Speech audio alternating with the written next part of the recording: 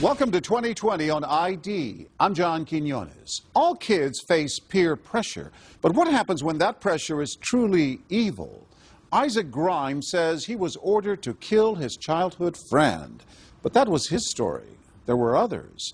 As Jim Avila first reported in 2009, a dark alliance formed by a band of teenage boys would lead to a bloody massacre in the Colorado mountains.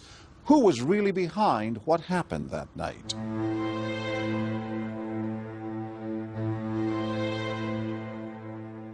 This was a very violent crime scene. There had been a whole lot of terror happen in that home. High in the Rockies, where millions vacation but only a handful brave the raw brutality of life above 10,000 feet, is the small Continental Divide outpost of Guffey, Colorado, home to a mystery as deep as the winter snow and a crime as vicious as a mountain blizzard. It's rare to get a call there of any kind, let alone something like this. Back in January of 2001, Leonard Post was an investigator for the district attorney in the area around Colorado Springs.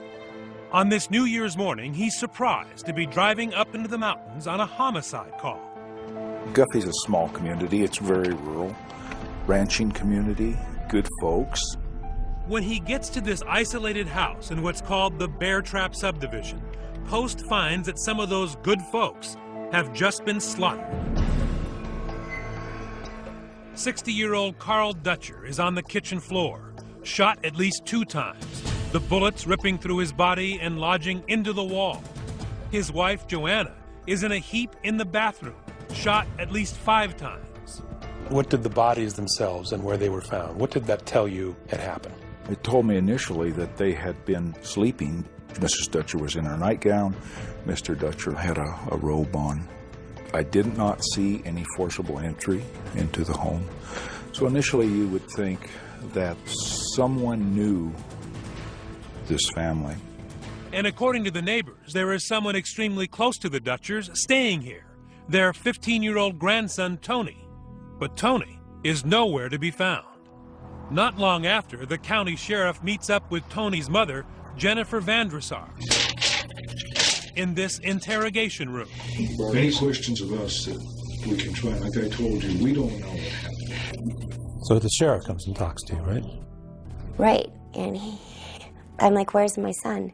So I'm really mixed. I can't decide if I feel better that my son wasn't in the house, or if I feel like confused that he wasn't there. Do you know what I'm saying? I hope he just saw something and got scared and ran. That's what I hope. And then it dawned on me, he thinks my son did this. Did he have any firearms? No, he does not own one. Do you know how to use them? His grandfather showed him how. So they think Tony, because they haven't found Tony, Right. he's not in the trailer. Right. They think Tony's the person who's killed his grandparents. Right. And I just kept saying, you have to find my son. He's hurt. You have to find him. I seriously feel that there's something bad has happened to my son. And then it came to me. I said, he's in his fort. Please go check that fort. The fort, she explains, is a makeshift campground 100 yards up a hill, overlooking the Dutchers' home. When investigators get there, they confirm Jennifer's worst fears. They find her son Tony is a victim, not a killer. Leonard, you need help? Yeah. The boy is dead in his sleeping bag, his throat slashed to the spine. And I thought I saw a knife over there someplace. So it was a very bloody, messy scene. Yes, it is. How old is this kid? Supposed to be about 14. Was there evidence of a fight? No evidence whatsoever. Such an utter lack of a struggle, there is even a board game undisturbed next to the dead body. And the Scrabble game, of course, is a game for 2 people. Yes, What did that tell you? exactly that. Who else was here with Tony? When Tony's mom, Jennifer, hears the news, she is so upset, she says she had to be taken to the hospital and sedated. But before she leaves, she gives a hint about who else might have been there. This young man, literally a choir boy, 15-year-old Isaac Grimes. At one time, Isaac and Tony were best friends. They even built that fort together. So they were that close at one point. Isaac was like a second son to me. He was at our house. Tony was at his house. They were very close. And would they spend a lot of weekends together? They did. I remember one time they dug a trench in the backyard. They'd go camping. Just fun boy stuff. As teenagers do, the boys had drifted apart.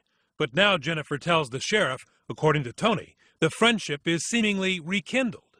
He had told me that Isaac was coming up to go camping with him, and I was really happy about that because I'd missed seeing Isaac, and I was glad that they were friends again. So you thought it was a good thing? I did, and Tony sounded so happy. Did it sound unusual to you or even to Tony that after this split, that there was going to be this New Year's Eve campout?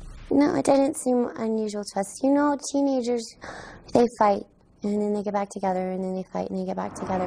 Could Isaac know what happened? Or even more unfathomable, could this 15-year-old possibly even be involved in the killing? When Leonard Post gets Isaac into this interrogation room with his mother just a few feet away, the boy's answers to those questions are stranger than he could ever imagine. He lowered his head and he said that he was under a huge amount of pressure. You know this is hard, though. I know it's hard. Because I Keep on. more pressure than you do. I can imagine. Okay. And had I ever heard of a place called Guyana? Do you know about a country called Guyana? Yeah, Guyana? I do know about a country called Guyana, yes. What could an obscure South American postage stamp of a country have to do with a murder in the Colorado mountains some 3,500 miles away? And why is Isaac so afraid? I felt like there was no way out. They said that they would kill me. They said that they would kill my family. Stay with us.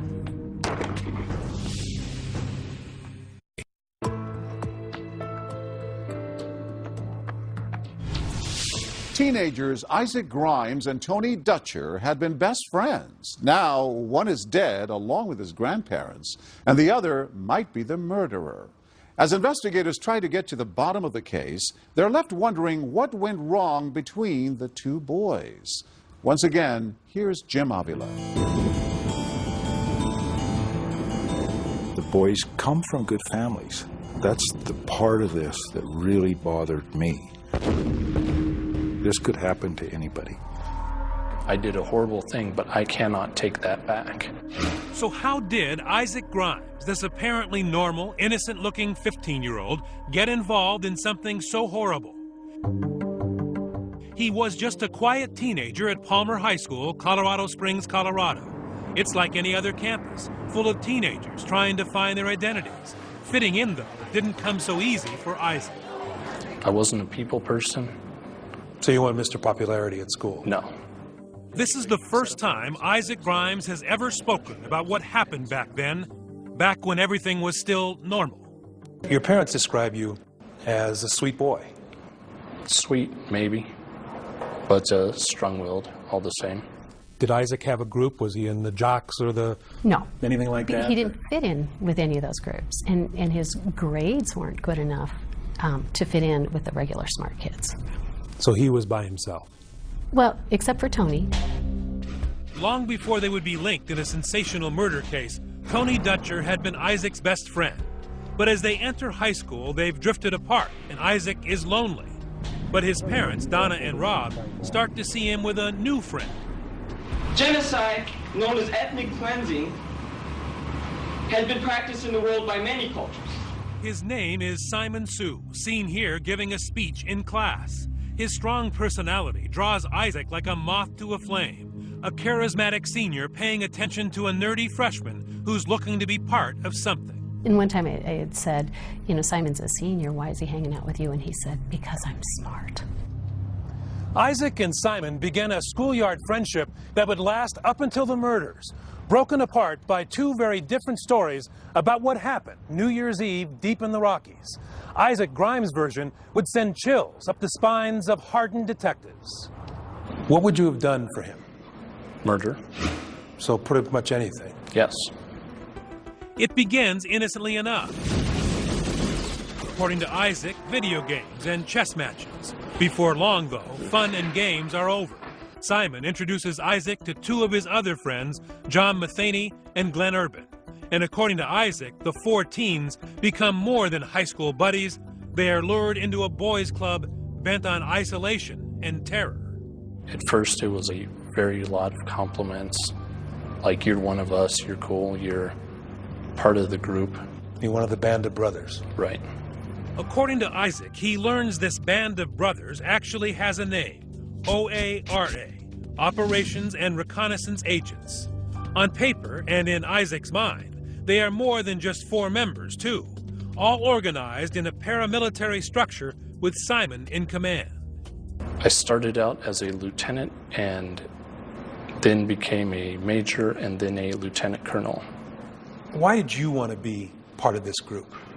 To have friends, to be part of something bigger, something good. And what was the big organization's mission?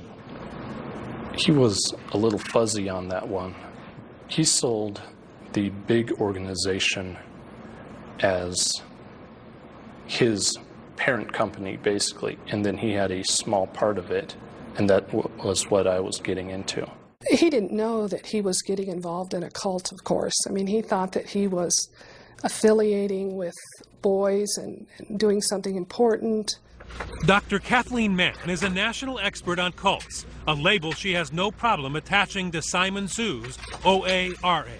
This is the way that all these groups work, is that they get you emotionally invested, and then they start to disclose their inner purposes, and by the time you figure out what's going on, you're involved. In this case, involved in something increasingly militaristic. According to Isaac, Simon trains them for violence, shooting practice at a range like this, showing them how to clean and dismantle firearms. Then Isaac says he learns Simon, whose family is from the small South American country of Guyana, is actually getting them ready to help put down a threatened, possibly just imagined, coup attempt in a place few Americans can find on a map. News of what happened shocked this nation and the world. In fact, Guyana is best known for a cult tragedy of its own. A congressman on a fact-finding trip to the South American nation of Guyana was ambushed, shot, and possibly killed. The murder of American Congressman Leo Ryan and the subsequent murder-suicide of People's Temple leader Jim Jones and 918 of his congregation who followed him from California to the jungle outside Jonestown, Guyana. It remains the largest mass suicide ever. Guyana was supposedly the headquarters of the group. The group was based there. And what, if anything, were you guys supposed to do or be ready to do? To be called up into service. Simon said he might send us down there to fight. 15-year-olds? Yes. And did you believe that? I believed that he would, if the necessity came up. Why doesn't somebody just walk away? How can you?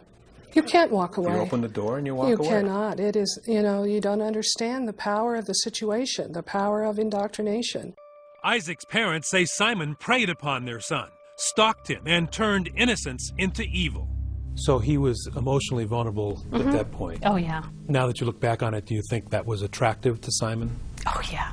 It's a shark in the water thing. You smell blood, and I think Simon smelled blood. And that is Isaac's story. Simon brainwashed him to believe and do whatever he was told, including, as Isaac told us, kill. Not in the jungles of Guyana, but much closer to home at that campground in the Colorado mountains, as he admits to investigator Leonard Post in the Colorado Springs Police Station interrogation room, with his mother right there. You did cut Tony's throat? Okay. Where's the knife? You don't know?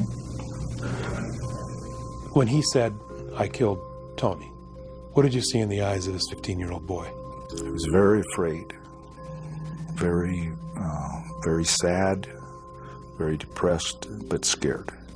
So you saw remorse? Huge amount of remorse, yes. It was a moment that you won't forget.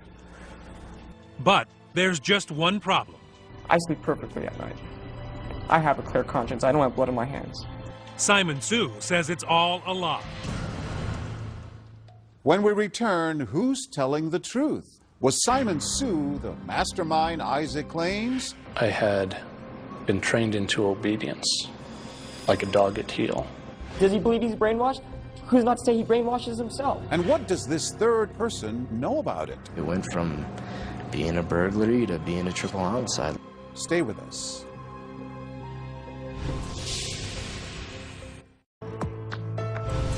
Tony Dutcher has been murdered, and his childhood friend Isaac Grimes has confessed. But the question remains, why did he kill? Once again, here's Jim Avila.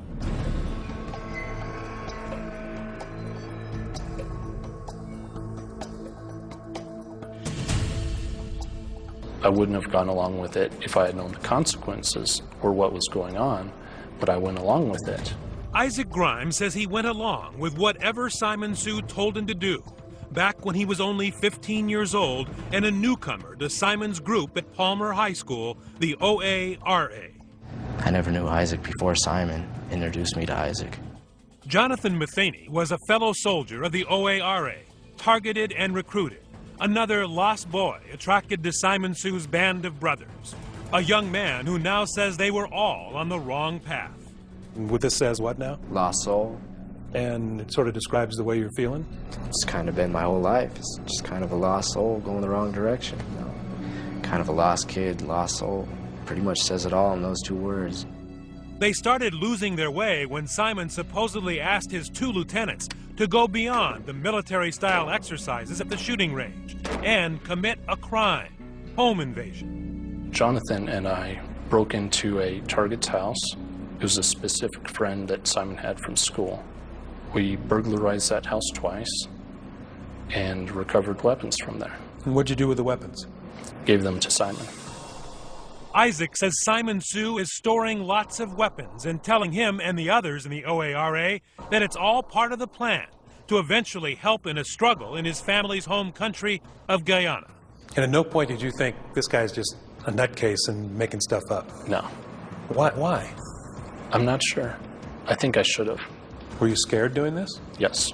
I didn't want to get caught, and I was scared of the consequences of not succeeding. Isaac says that in this mountain paradise, those consequences were made painfully clear. Like a much more serious version of that child's game Simon Says, failure to follow orders resulted in immediate torture.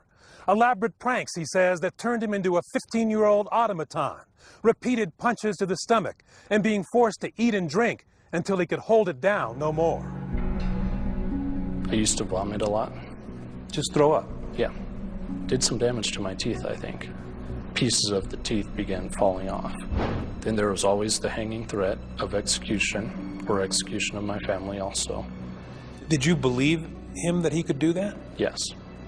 He had me make keys of the house for him. Your house? Yes. He had me bring pictures of my family for him so that they would know who to kill. I remember being very afraid that he was always watching me. I used to go to the bathroom with the lights off because I thought someone might be watching me. Your dad says at the end you didn't want to turn the lights on at all in your room. Correct. It was dark. I asked him to put a bar in my window so it couldn't be opened. Isaac's parents saw their child change before their eyes, deeply paranoid and obviously in need of help. So as parents, you were involved and you weren't ignoring what you were seeing. No. You were seeing some danger signs. Yeah, and talking and yeah. And I thought he was on drugs. So did you confront him? Yes, I did. And we argued about it. We did everything we knew how to do.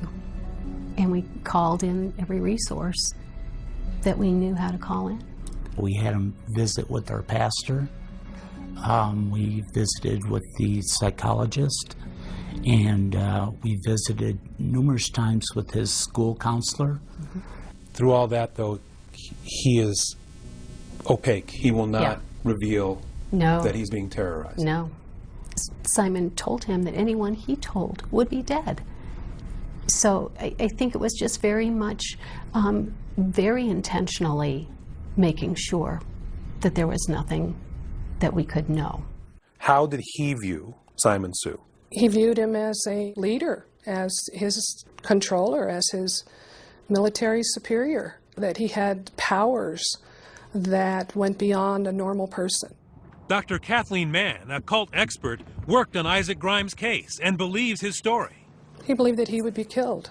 Now, whether that makes common sense or not is not really relevant. What's relevant is that he believed this, and that all members of these kinds of groups believe things that we don't understand. This is the byproduct of indoctrination.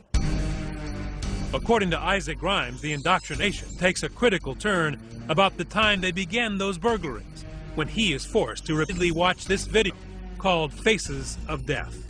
He said that I needed to toughen up, so he brought Faces of Death videos, which are basically just gory videos. Where people are killed and... Yes, and had me watch those. And what effect did it have on you? I think that it desensitized me to violence. By now, Isaac Grimes is poised for the real violence. I had been trained into obedience, like a dog at heel. Simon said, do this, you did that. Mm-hmm. Almost like the game, right? Yes. Simon says. What did he tell you to do? He told me that I had to prove myself by committing murder. Murder. The intended victims? That unsuspecting family in the remote mountain outpost, the Dutchers. Isaac's former best friend Tony and his grandparents Carl and Joanna. OARA was on the move. Put in action, Isaac says, by Simon, who conveniently leaves on a family vacation to Canada, leaving Jonathan and Isaac to carry out the horrendous plot. So you took it as an order? Yes. Why didn't you just go to your parents and say, this is what's happening?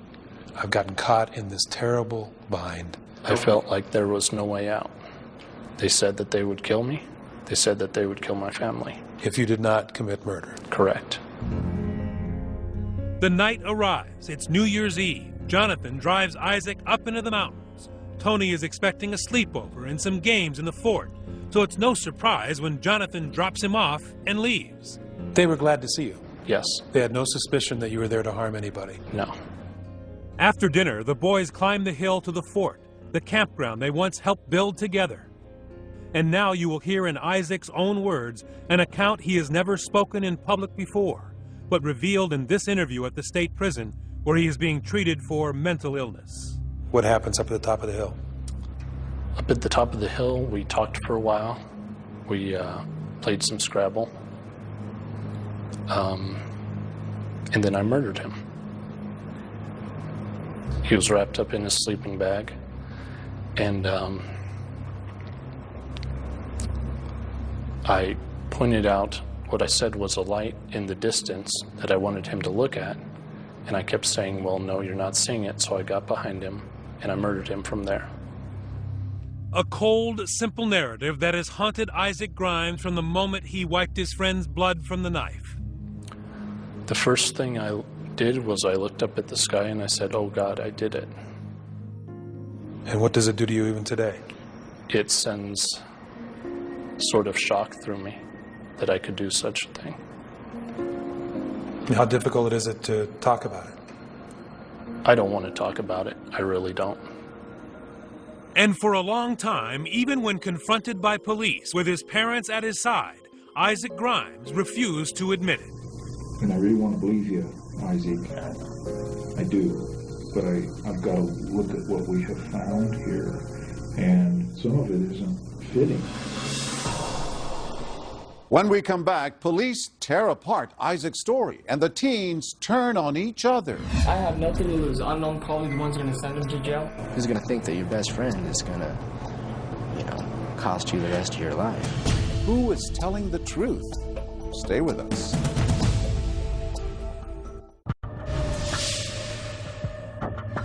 When investigators got on the scene, they found the bodies. As news reports of the Dutcher killings hit newspapers and television, they are sensational. Crime itself is hideous. I can't believe anything like this has happened. But few facts are leaked by investigators. Isaac Grimes is at the center of the case because Tony Dutcher's mother, Jennifer, told him she believed Isaac had plans to be up in the mountains with her son on New Year's Eve. All he said was that Isaac was going to come up there to pull out my sleeping bag, to find his sleeping bag. But early on in this police interview room, Isaac denies being anywhere near Tony Dutcher on the night of the murder. claims he hadn't seen him since school let out for Christmas. But as in many murder cases, there is often one big break, a little mistake that shows the murderer didn't think of everything. In this triple homicide, the mistake was about a watch, a gift from Tony's mother on Christmas Day. When we interviewed Isaac, he mentioned that Tony had a watch. You describe the watch that Tony had, and you say you saw it at school. And he described the watch to us. It was a wristwatch with a band that had some flames on it. It was the Christmas watch, and Tony had not gotten his present when Isaac claimed to have last seen it. Didn't make sense. I mean, if Isaac saw this watch, he had to have been at the Dutchers. There's no other possible way. There's only one way you know that he had that watch. Because you were there. Or you saw it.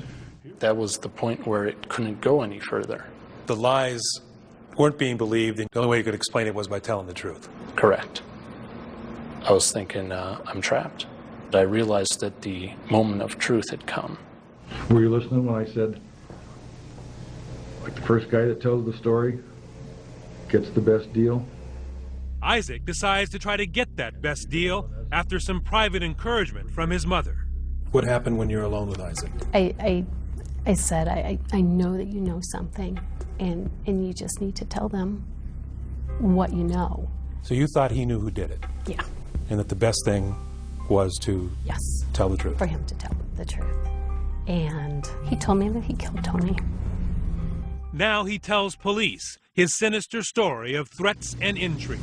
Now what I'm about to say, if this gets out of this close circle, I'm gonna die. My whole family line is gonna die. I mean, every drive from here to Illinois. For the first time, investigators hear it all. Simon Sioux, the OARA, Guyana. Isaac admits killing Tony, but denies pulling the trigger on his grandparents, Carl and Joanna Dutcher. That, he says, was carried out by his partner, John Matheny. John went up and whacked him. Jonathan did? An NHM 90 stolen from house. All right. Just a minute. So Jonathan went up and whacked him. Jonathan Matheny, you'll remember, was another member of the OARA, the one who had done burglaries with Isaac, the one who admits driving Isaac to the Dutchers that night. Isaac tells investigators after the murders, he and Jonathan gather up some weapons, load them in the car, and leave. But on the way down the mountains, Jonathan calls Simon in Canada to let him know the mission was accomplished. Do you remember what he said to him? Something like he did it or something like that, referring to me. Do you remember if he used the word killed or murdered or like that? I don't think that they mentioned it directly, no. Just more of that it was done? Yeah. But Matheny has a very different story. He claims he was never inside that house, and even though he would later admit to being the driver, when first interrogated by police, he denied ever being at the crime scene and tells his mom he's being framed. Where's Guffey, Mom? I don't even know where Guffey is. So you get a good attorney, Mom? If I didn't do it, I don't want him to pull some kind of scam or something, Mom. I don't want to rot in jail for the rest of my life for something I didn't do. Sorry. Why would Isaac say something like that? Go hard, yeah, just make sure you get a good attorney. There was no motive other than we wanted the guns. It went from being a burglary to being a triple homicide like it is, with no point to it. I dropped them off and I've picked them up. You didn't go inside the house? I've never been inside that house. There was no evidence, there's no DNA, there's nothing to say that I was there. You didn't kill the Dutchers? Of course. Who killed them then? I can't say I wasn't there. What do we have today that tells us that Isaac is telling the truth and Matheny is lying? You have Simon Sioux. At the time of the murders, Simon Sioux was conveniently on vacation with his parents. But when police get him inside their interrogation room, the chess master is in check and, threatened with a harsh sentence, gives up not just Isaac, but his buddy, Jonathan Matheny. I have nothing to lose. I'm probably the ones who are going to send him to jail. I don't... Right. Hey, but that's it. And this is it. I'll testify it. That's it. It was betrayal from the top. Simon tells investigators that in that phone call right after the murders, Jonathan implicates not just Isaac, but himself. From your understanding, who killed who? Okay. Isaac killed Tony and John killed the other two. Who's gonna think that your best friend is gonna, you know, cost you the rest of your life? When we come back, was Simon Sue really controlling his classmates? What Charlie Manson did, that's a cult. What Jim Jones did, that's a cult. Heaven's Gate, that's a cult. What I did doesn't come to that level. Stay with us.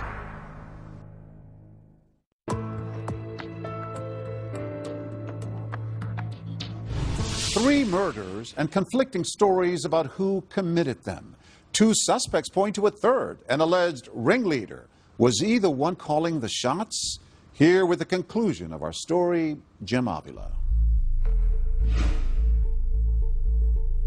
His name is Simon Sue, an average student with what has been described as a brilliant mind, charismatic and controlling, descriptions he now finds insulting. I object to that notion that I'm too smart. You're a smart guy, Mr. Sue. That, you know, if you look at my school records, I did poorly in school. You know, my IQ is, I'm not a genius by any sort. In fact, I have an average IQ. And his paramilitary organization, built to help his political friends in his family homeland of Guyana? Simon Sue, in his first TV interview since the murders, says that is Fantasyland too. There are those who have now compared your organization and you to a budding Jim Jones. Okay. You've heard that, right? Yes, I've heard that stated before, yes. Did you have a cult? No.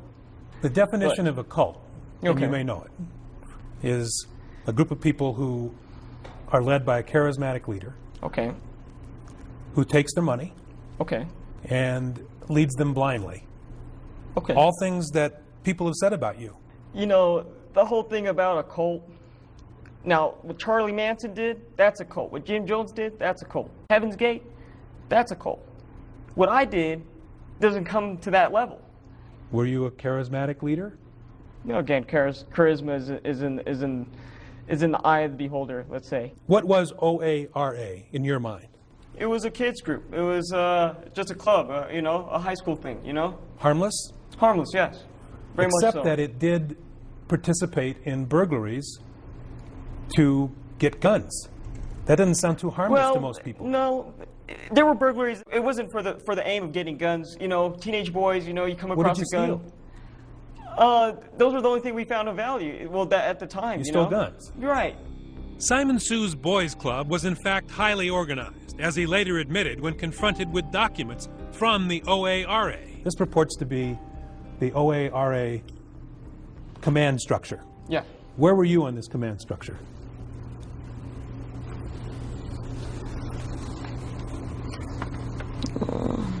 It's only one page. Okay. I guess I would be at the top. Simon Sue claims that Isaac Grimes is making up a story, and he denies being a commander of some kind of paramilitary outfit. But this piece of paper, in his own handwriting, contradicts that denial. And where are John and Isaac? Somewhere down there. You didn't give them orders? They didn't report to you? No, to say they were it clean? happened a few times, you know, that we had this thing going, you know. It was make-believe, you know. Make-believe to Simon Sue, but all too believable to Isaac Grimes. How big did you think it was? I thought that it was worldwide. So there was no escape from it in your mind? Correct. But Isaac Grimes says you brainwashed him. Okay. Isaac Grimes also says a lot of things. And it's the easy defense. Did you brainwash him? I do not. Does he believe he's brainwashed? Who's not to say he brainwashes himself? They have two, of course, completely different stories. Was that a cult or a boys' club? In my opinion, it was a cult-like group. National cult expert Dr. Kathleen Mann worked with Isaac Grimes' defense team. I'm telling you, though, that it is my opinion that Isaac Grimes was indoctrinated to do something that was against his own self-interest, and he did not indoctrinate himself. Did you tell Isaac that there were 105 people and that this was a big organization? You know, Isaac, I don't know if Isaac believed that there's 105 or 2 million. Anything that Mr. Grimes has said about the OARA, I've never led him to believe any of those things. The prosecution needs Isaac Grimes to be credible because that is the only evidence they have against me. Simon says that you're not credible. You have mental problems, and why would society accept your word? Right. Can you address that? I really can't. It's up to the individual to judge. You're telling the truth? Yes. Clearly, at the beginning, the authorities saw the OARA as a serious threat to Isaac and his family. Look at the security at this hearing for Isaac and John Matheny. Armed guards patrolling the outside. Death threats and tire slashings aimed at the suspects' families prompted tight security at the Park County Courthouse. Inside, both boys wore bulletproof vests for protection from possible attacks. Grimes and Matheny were arraigned on charges ranging from first-degree murder to burglary. But even though police no longer believe Simon Sue is a threat and his organization out of business, Isaac's parents still live in fear, worried that the OARA is much more real than Simon wants people to believe today. You don't look at people the same anymore. They know where to get us and where we are. Capable of violent retribution even now. When I start a car, I open the door and I have one foot in the car and I turn my head and turn the key. We have dogs, 3 dogs now, that will protect us, I hope. You're still afraid that somebody from that organization might kill you. It's that real to you? Yes. So you don't think it was just 4 boys? No. Not at all.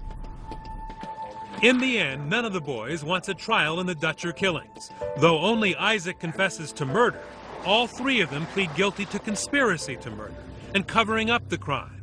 Yes, even Simon said to the judge, "I did it." You understand what it means to plead guilty. You understand what you're being accused of, which was planning the murders. Right. And yet you pled guilty, but today you're telling me you didn't do that. I wouldn't have had a fair trial. They all end up with harsh sentences. Isaac, 60 years. Jonathan, 66 years. And the supposed mastermind, Simon Sue, 53 years behind bars. That I still have a son in prison.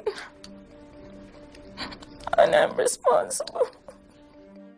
Nadia Sue claims her son only pled because she begged him to take the offer. She was terrified in the aftermath of 9/11 that someone who looked like a foreigner could not get a fair trial. So you felt you had no choice? I had no choice. Our son is going to prison for life, or we have 53 years to choose from. Since then, she's written to Isaac in an effort to vindicate her son. And Isaac has written back to her and the DA, sometimes claiming he acted alone. But this is what Isaac wrote. During my testimony under oath, I knowingly and willingly lied. So he says in that letter that he actually did kill the Dutchers, not just Tony. Right. But the letters are filled with outrageous rants, and Isaac's parents say they only show the full effect of his illness, his mental deterioration, after suffering so long with the guilt of killing his once best friend. Oh my God. My heart is broken. The heartbreak on display the night Isaac Grimes first told his mother and then police how he murdered his best friend on orders of Simon Sue is now mixed with regret, even guilt. It was Donna Grimes who encouraged her son to fully confess before getting a guarantee of a lighter sentence. You know, if I had been smart, I would have said we need an attorney. But it didn't enter into my mind that he would need an attorney. I miss him. I really miss him. Perhaps the most tragic ending of all, Jennifer Vandresar, the mother of Tony Dutcher. Do you miss him every day? Every day. Her misery leads to drinking and pills, 2 suicide attempts, and then horribly, another life lost. One awful night, under the influence, she drives the wrong way down the interstate and kills a 27-year-old father. I don't remember doing it. You don't remember driving down the wrong side of the road? I don't remember anything. She would serve 5 years in prison, alone with her grief, contemplating, she says, new ways to join her son in heaven. It's very hard to stay on this planet for me because in my mind, in 5 minutes, I can be with my son. And my son was everything to me. Jennifer now writes letters to Isaac, her son's killer. After years had gone by and I had learned more and more information about the circumstances, I had to forgive. I will never be done grieving, and I had to learn to live with this. I had to learn to get up, and it's hard to get up in the morning and go every day. Through her pain, compassion for a boy who at 15 was convinced that he had to kill in order to protect his own family and save himself. A boy who found that Simon Says is no childhood game. I think in Isaac's little teenage adolescent mind, he did what he thought he had to do. He didn't know there were other choices. Everyone is responsible for what they do. And I don't want to say that everyone is like me, but it could happen to anybody. I can't make up for what I've done, and I hope that they'll forgive me. I just want him to know I'm okay, and that God will forgive you. If I can forgive you, God can forgive you. As of 2014, Isaac Grimes has been transferred to another prison facility. He is appealing his sentence. John Matheny and Simon Sue have also appealed their sentences, but have been unsuccessful.